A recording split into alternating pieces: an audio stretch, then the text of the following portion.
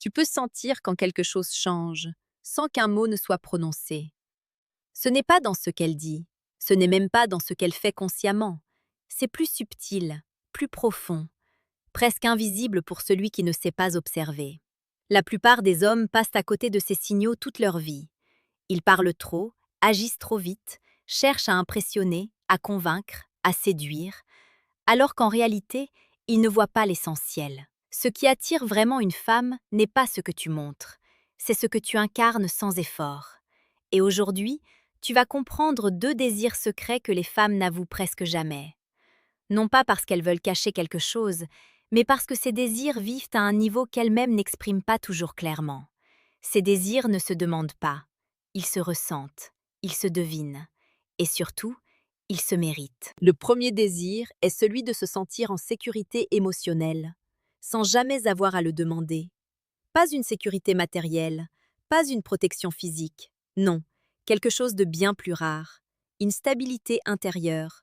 Une femme peut être entourée d'hommes confiants en apparence, drôles, ambitieux, et pourtant ressentir une tension constante, une instabilité, comme si, à tout moment, tout pouvait basculer. Pourquoi? Parce que ces hommes réagissent au lieu de maîtriser. Ils cherchent à contrôler au lieu de comprendre. Ils parlent pour combler le silence au lieu de l'habiter. Et c'est là que tout change.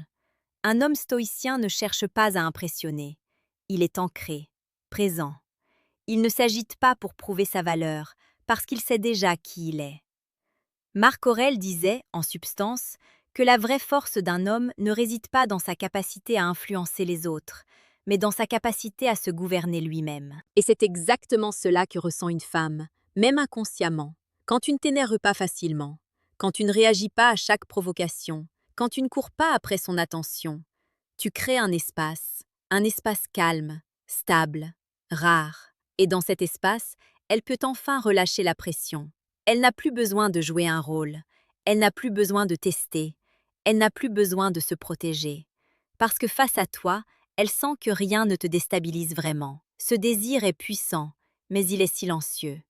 Elle ne dira jamais « je veux un homme émotionnellement stable ». Elle dira peut-être qu'elle veut quelqu'un de gentil, de drôle, d'ambitieux. Mais ce qu'elle ressentira profondément, c'est autre chose. Elle se sentira bien, sans savoir pourquoi. Et c'est là que beaucoup d'hommes se trompent. Ils pensent que séduire, c'est ajouter quelque chose, faire plus, dire plus, montrer plus. Alors que parfois, séduire, c'est enlever. Enlever l'agitation, enlever le besoin de validation, enlever la peur de perdre. Épictète enseignait que ce qui trouble les hommes, ce ne sont pas les choses elles-mêmes, mais le jugement qu'ils portent sur elles. Et dans les relations, c'est encore plus vrai. Si tu interprètes chaque silence comme un rejet, chaque retard comme un manque d'intérêt, chaque distance comme une menace, tu deviens instable. Et cette instabilité, elle se ressent immédiatement. Mais si tu observes sans te précipiter, si tu comprends sans t'attacher immédiatement à une interprétation, si tu restes maître de toi-même, alors tu deviens différent, pas meilleur, différent. Et cette différence attire, parce qu'elle est rare. Maintenant, le deuxième désir est encore plus subtil. C'est le désir d'être comprise, sans être totalement dévoilée. Cela peut sembler contradictoire, mais c'est profondément humain. Une femme ne veut pas être analysée comme un problème à résoudre. Elle ne veut pas non plus être ignorée. Elle veut être ressentie. Il y a une différence immense entre écouter pour répondre et écouter pour comprendre.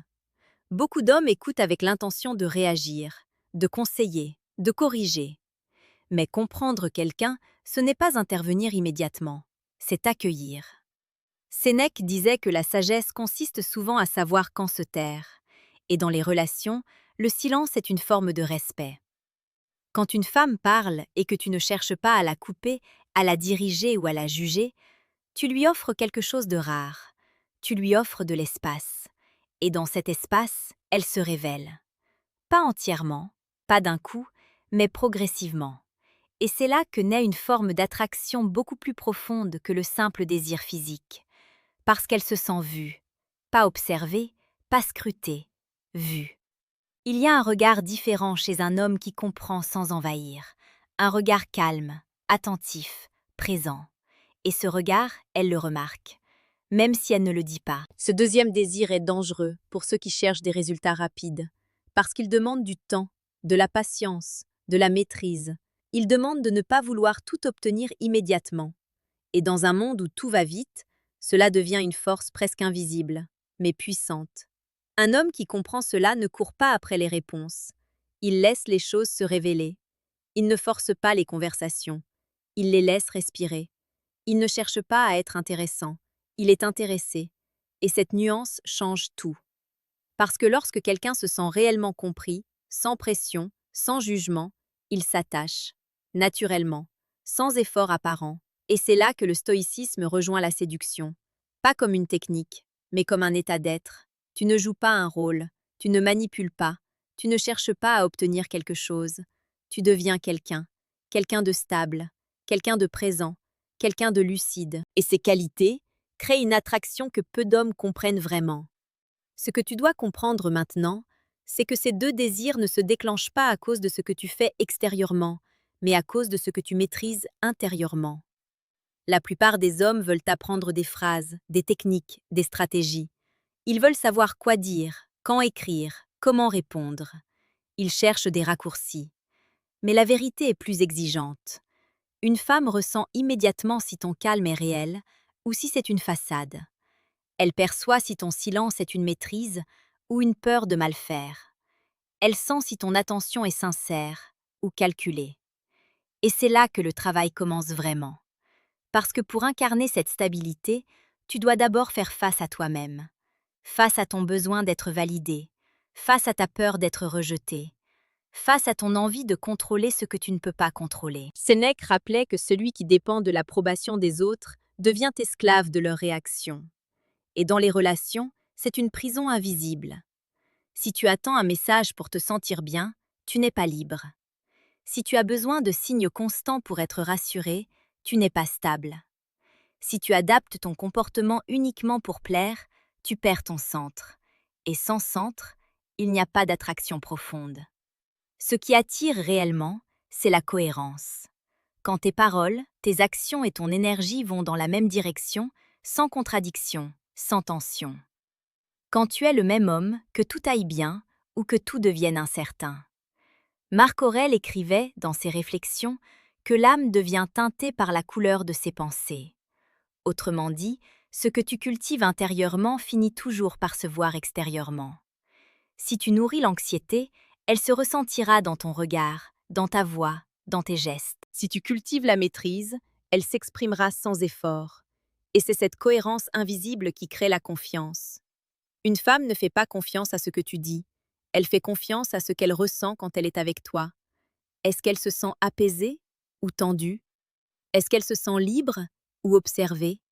Est-ce qu'elle se sent accueillie ou évaluée? Ces questions, elle ne se les pose pas consciemment. Mais son corps, lui, y répond immédiatement. Et toi, tu dois apprendre à lire ces réponses sans devenir dépendant de celles-ci. C'est un équilibre subtil. Tu observes, mais tu ne t'accroches pas. Tu comprends, mais tu ne forces pas. Tu avances, mais tu n'insistes pas. Épictète enseignait que certaines choses dépendent de nous, et d'autres non. Ton attitude dépend de toi. Sa réaction, non. Et c'est précisément là que beaucoup d'hommes perdent leur pouvoir. Ils veulent influencer ce qui ne leur appartient pas.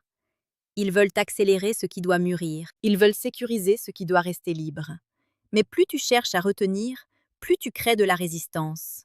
Alors que lorsque tu respectes le rythme, tout devient plus fluide. Imagine une conversation où tu n'as rien à prouver, où tu n'essaies pas d'impressionner, où tu ne réfléchis pas à chaque mot pour éviter une erreur. Tu es simplement là, présent, attentif. Tu écoutes vraiment. Tu réponds naturellement. Tu laisses des silences exister sans les combler par nervosité.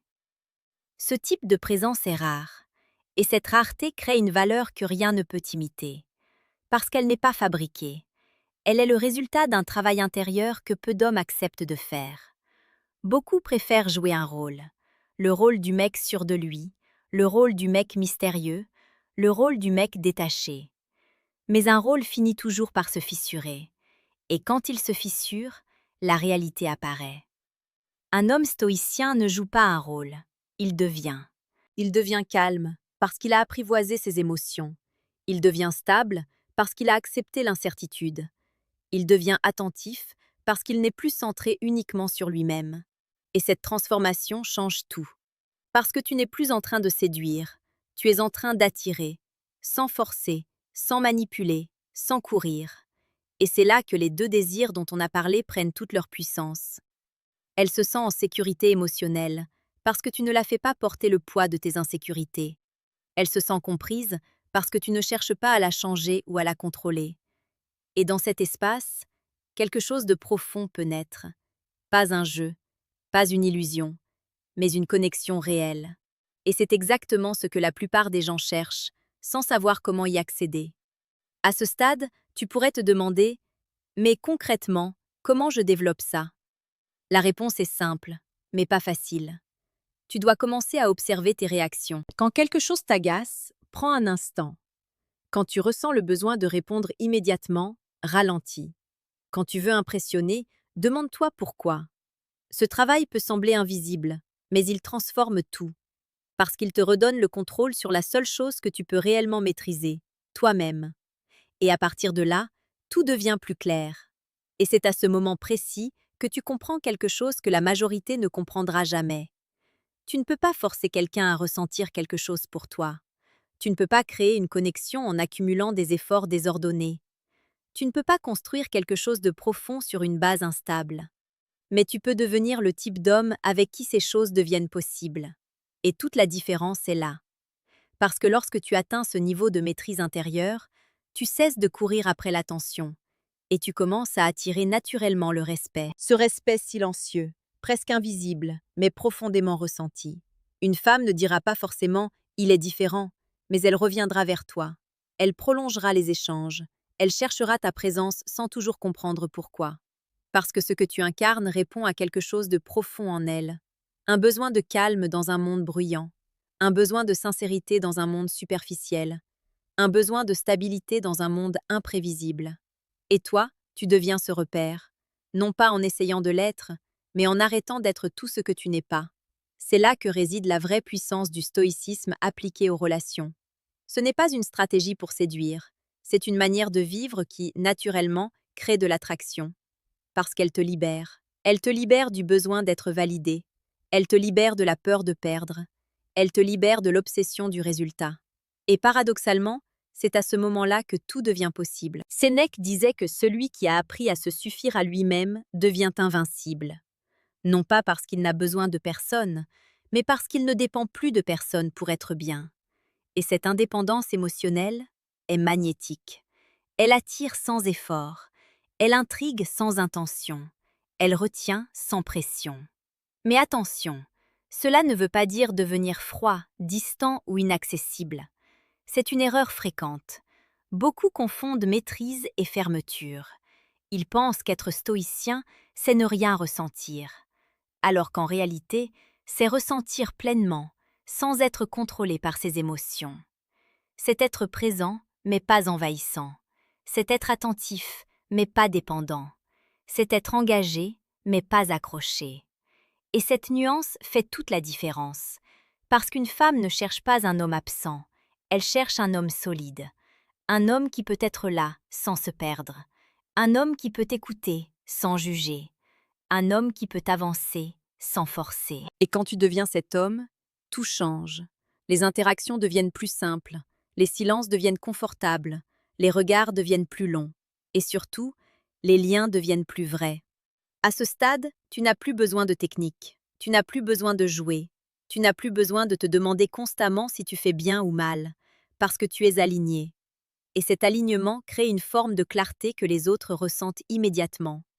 Alors oui, ces deux désirs dont on a parlé resteront souvent silencieux. Elle ne les exprimera pas clairement.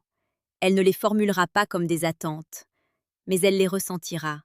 Et elle y répondra. À sa manière. Par son attention. Par son énergie. Par sa présence. Et c'est là que tu sauras.